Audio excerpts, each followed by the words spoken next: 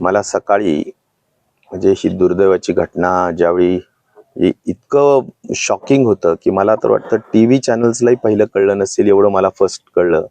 त्याचं कारण असं की आपल्या तालुक्यातला एक मुलगा बारामतीच्या एअरपोर्टवर स्टोअर विभागात काम करतो, हिसवनचा कुटे नावाचा.